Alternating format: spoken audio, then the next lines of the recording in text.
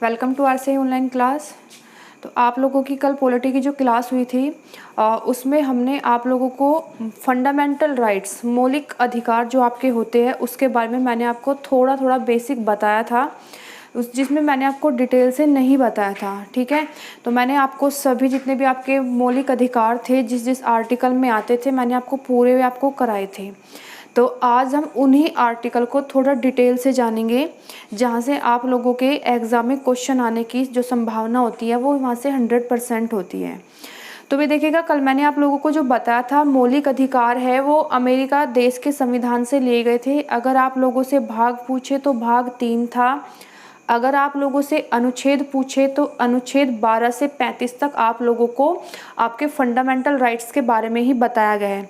सबसे इम्पोर्टेंट आपके लिए ये है कि 12 और 13 जो है ये आपके लिए मतलब ये एग्जाम में पूछे भी नहीं जाते हैं और ये राज्य शब्द से जुड़े हुए हैं। ठीक है ना, और वो मैंने आपको बताया भी था राज्य शब्द। ठीक है, और आज हम देखेंगे आपके 14 से जो आप लोगों के 35 तक है, इसमें हम कुछ आर्टिकल को कंप्लीट करेंगे। अगर सबसे पहले अगर कोई भी मेरे चैनल पर नया है तो मेरे चैनल को लाइक, सब्सक्राइब और शेयर ज़रूर कीजिएगा। ठीक है, अच्छा अब आप लोग देखिएगा, सबसे पहले जो आप लोगों के मौलिक अधिकार थे, ठीक है, तो मैंने आप लोगों को इसमें जो बताया था आपका 14 से, मैंने आप लोगों को यहाँ पर 14 से 18 तक, इसमें मैंने आपको क्या बताया था, समानता का अधिकार है। ठीक है, 14 से 18 तक समानता के बारे में बताया गया था, चाहे वो कोई भी किसी भी इसमें समानता हो सकती है। मतलब 14 से 18 तक आप लोगों के एक ही तरह के है ये। सबसे पहले आप लोग देखिएगा आर्टिकल 14 क्या कहता है। आर्टिकल जो आप लोगों का 14 है, आर्टिकल 14 में बोला गया विधि के समक्ष समानता, विधि के समक्ष समानता। तो आप लोगों को इसका पता होना चाहिए। आर्टिकल 14 एग्जाम में कई बार पूछा जा चुका है। विधि के समक्ष समानता जो है वो आपका आर्टिकल 14 में लिखा हुआ है। ठीक है, इसका मतलब है, विधि का मतलब होता है कानून, कानून के सामने सब समान है। उसमें चाहे क्राइम कोई भी करे तो सजा क्या होती है, सभी को इक्वल दी जाती है, मेल हो फीमेल हो, कोई कितने भी अमीर घर से है गरीब घर से है। ठीक है ना, तो कानून के सामने सब बराबर है, कोई अमीर गरीब इसको इसमें नहीं देखा जाता है। ठीक है, आर्टिकल 15, ठीक है, इसके बाद आप लोग देखिएगा आर्टिकल 15। तो आर्टिकल 15 में क्या है, इसमें आप लोगों को 5 प्रकार के जो इसमें आपको अधिकार हैं। देखिएगा, इसमें आपको सबसे पहले तो मैं आपको बताती हूँ, जो आर्टिकल आपका ये 14 हो गया, ये देशी और विदेशी दोनों के लिए ही है। ठीक है, ये नहीं केवल नागरिक के लिए, नागरिकों के लिए भी है और ये आपका विदेशियों के लिए भी। तो आर्टिकल 15 में लिखा हुआ है धर्म, मूलवंश। देखिएगा, धर्म आपका चाहे कोई भी धर्म हो, ठीक है ना, तो ये नहीं है कि अगर आप अलग धर्म से है तो आपके लिए अलग से कानून होगा। ठीक है ना, तो मतलब धर्म के आधार पर, क्योंकि हमारे देश को बोला जाता है धर्मनिरपेक्ष राज्य है। धर्मनिरपेक्ष का मतलब होता है कि ये सभी प्रकार के धर्म को मानता है, तो धर्म के आधार पर किसी से कोई भी विभेद नहीं किया जाएगा। ठीक है, सबसे पहले अगर आप लोगों से पूछा जाए कि आर्टिकल 15 में कितने प्रकार से समानता बताई गई, तो 5 उससे समानता है। सबसे पहले धर्म हो गया, दूसरा आपका होगा मूल वंश, आपका चाहे कोई भी वंश हो तो वंश को लेकर आपसे कोई भी यहाँ पर विभेद नहीं किया जाएगा। तीसरा पॉइंट है आप लोगों का जाति। ठीक है, तो इसमें अगर आपकी कोई भी जाति है तब भी आप लोगों को यहाँ पर सीधे समानता का ही अधिकार मिलेगा। ठीक है, और आपका फिर है लिंग और जन्म स्थान। ठीक है, लिंग और जन्म स्थान, जन्म स्थान, तो इन सभी को लेकर आप लोगों से कोई भी विभेद नहीं किया जाएगा। इसमें आप लोगों को इसमें समानता का अधिकार बोला गया। तो कितने प्रकार मैंने आपको बताए, ये आप लोगों के 5 प्रकार है। ठीक है, इसके बाद देखिएगा आर्टिकल 16। आर्टिकल 16 में क्या लिखा हुआ है, आपको पता है ना, जब 14 से 18 में आप लोगों का समानता का अधिकार है तो कहीं ना कहीं यहाँ पर भी समानता से ही आप लोगों का जुड़ा हुआ है। तो आप इसमें देखिएगा लोक नियोजन। ठीक है, जो आप लोगों का आर्टिकल 16 है इसमें लिखा है लोक नियोजन के विषय में समानता। तो इसमें क्या लिखा हुआ है, लोक नियोजन के विषय में, लोक नियोजन के विषय में समानता, लोक नियोजन के विषय में समानता। तो मतलब कि आप इसमें बोल सकते हो कि सरकारी सेवा में समानता, ठीक है ना। लेकिन इसमें कुछ अपवाद भी है, देखिएगा मतलब इसमें बोला गया है कि मतलब अगर आप लोग जो भी कोई सरकारी पद पे जाते हैं तो इसमें आप लोगों से कोई भी इसमें विभेद नहीं किया जाएगा, इसमें आपको समान अवसर प्राप्त होगा। लेकिन इसमें क्या है, जैसे ओबीसी, एसटी, एससी, इनके लिए इसमें अलग से जो आप लोगों को इनको अलग से आरक्षण दिया गया है, ठीक है। इसके बाद देखिएगा आर्टिकल 17। आर्टिकल 17 मोस्ट इंपोर्टेंट है, ठीक है। एक तो 14 कई बार एग्जाम में आया है और एक आप लोगों का आर्टिकल 17। तो आप लोग आर्टिकल 17 क्या बोलता है, अस्पृश्यता का अंत, ठीक है, सबसे इंपॉर्टेंट है। अस्पृश्यता का अंत, या आप इसे बोल सकते हो छुआछूत का अंत, ठीक है। अस्पृश्यता, अस्पृश्यता का अंत। एग्जाम में आपसे पूछ लेगा कि आर्टिकल 17 किससे संबंधित है, तो ये आप लोगों का है अस्पृश्यता के अंत से, ठीक है। ये इसमें जो आप लोगों का आर्टिकल 17 है, अस्पृश्यता का अंत कैसे है, देखिएगा अगर कोई भी मतलब अस्पृश्यता, अगर किसी भी राज्य में कोई भी जो व्यक्ति है वो इस मतलब अस्पृश्यता का जहाँ पर वो इसको मानता है वहाँ पर अंत नहीं किया, वो अस्पृश्यता को लेकर मानता है, तो इसमें क्या किया गया है, तो सजा का प्रावधान भी किया गया है।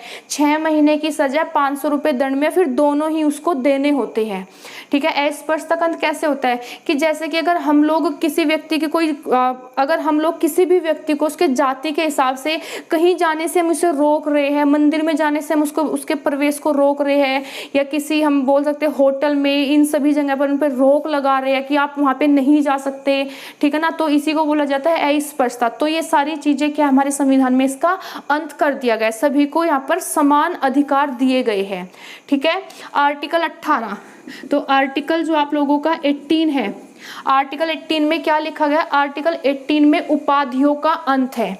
अब आप लोग ये बोलोगे कि कैसी उपाधि, आर्टिकल 18 उपाधियों का अंत, उपाधियों का अंत, लेकिन सरकारी सेवा और सेना को छोड़कर, ठीक है।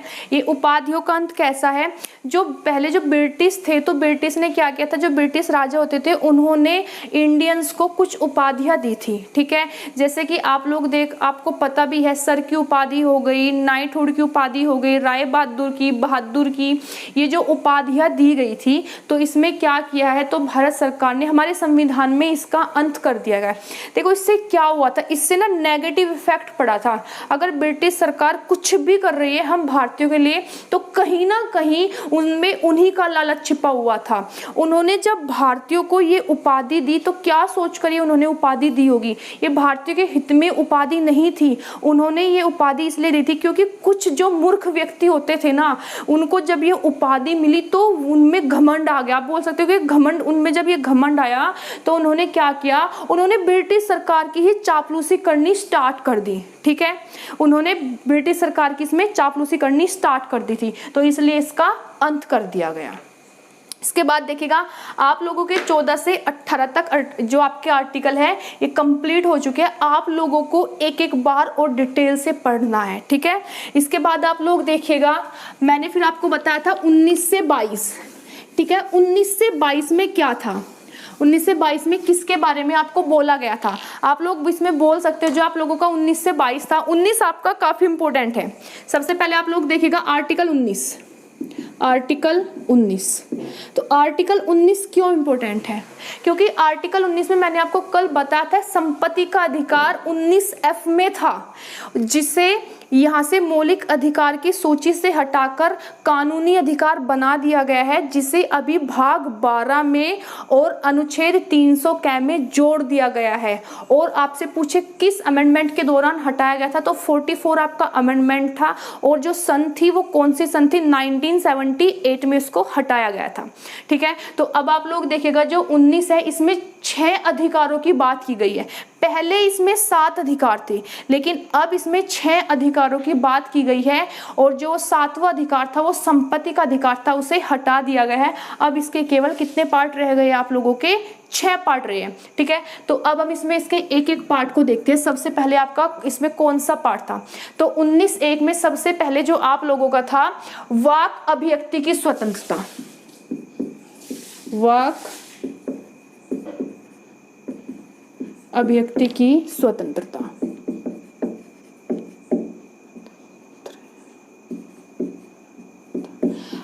इसका मतलब क्या होता है भाई, वाक अभिव्यक्ति की स्वतंत्रता, मतलब कि जो प्रत्येक नागरिक को अपने विचार प्रकट करने, प्रत्येक नागरिक को अपने विचार रखने की स्वतंत्रता है, ठीक है ना। वो अपने विचार कैसे भी रख सकता है, वो मौखिक भी रख सकता है, वो लिखित भी रख सकता है, वो न्यूज़पेपर या मैगजीन के थ्रू भी अपने विचार रख सकता है, ठीक है ना। तो इसमें आप लोगों को यही बात बोली गई है। नेक्स्ट देखिएगा जो आप लोगों का इसका सेकंड है, तो सेकंड में बोला था शांतिपूर्ण सम्मेलन बुलाने की स्वतंत्रता। शांतिपूर्ण सम्मेलन बुलाने की स्वतंत्रता,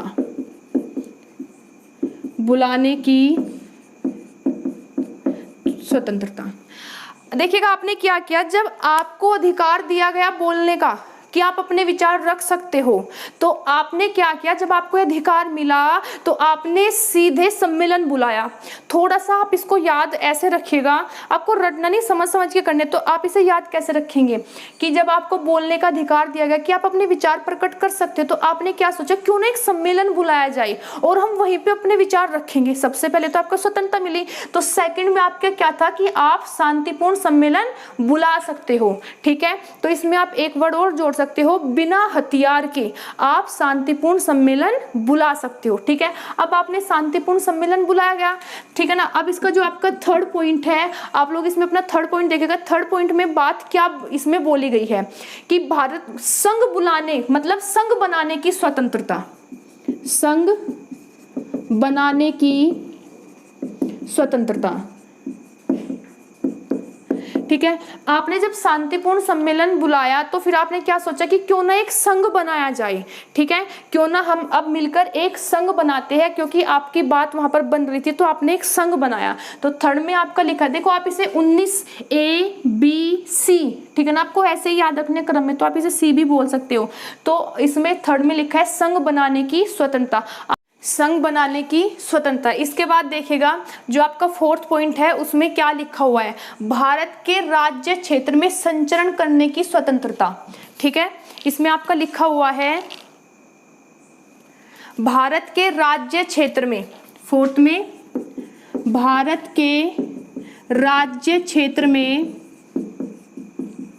संचरण करने की स्वतंत्रता, ठीक है। इसका मतलब क्या है कि आप भारत के किसी भी राज्य क्षेत्र में घूम सकते हो, आप इसके लिए स्वतंत्र हो, आपके ऊपर कोई भी रोक नहीं लगाई जाएगी, ठीक है। आपका जहां मन करे आप भारत के उसी स्टेट में घूम सकते हो। क्योंकि आप संघ बनाए थे तो फिर आपने सोचा क्यों ना घूम घूम के एक संघ बनाया जाए। उसके बाद क्या, जब आप ऐसे घूमते जा रहे थे तो आपको फिर क्या हुआ, आपको एक जगह, एक स्टेट पसंद आया कि आपने सोचा अब मैं आज से यहीं पे रहूंगा, ठीक है।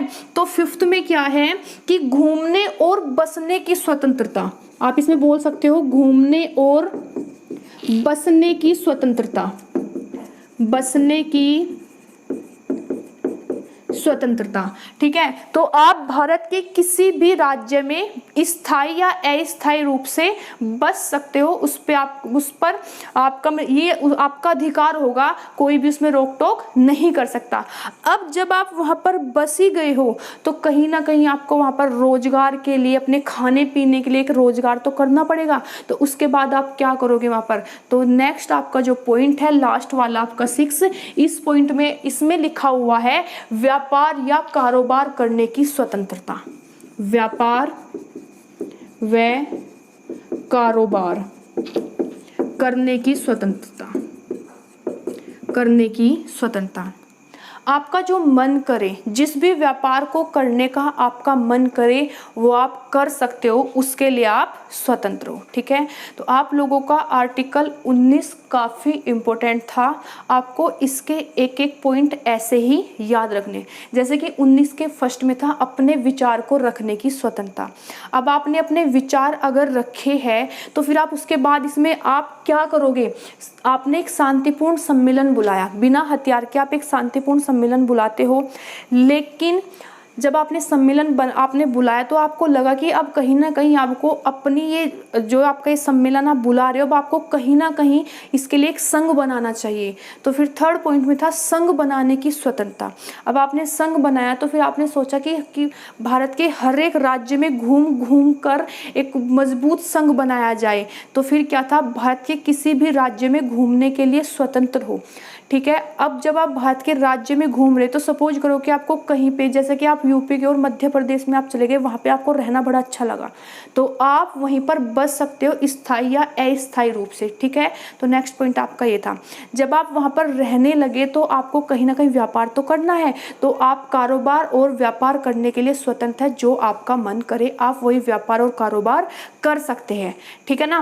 तो जो आप लोगों के नेक्स्ट जो आर्टिकल है वो आपके कल की क्लास में कराए जाएंगे, तो आप लोगों को यही आर्टिकल बहुत अच्छे से पढ़ने हैं। ठीक है, और आप लोगों को आज की मेरी क्लास कैसी लगी है तो प्लीज़ मुझे कमेंट के थ्रू बताइएगा। और अगर कोई भी मेरे चैनल पर नया है तो मेरे चैनल को लाइक और सब्सक्राइब ज़रूर कीजिएगा।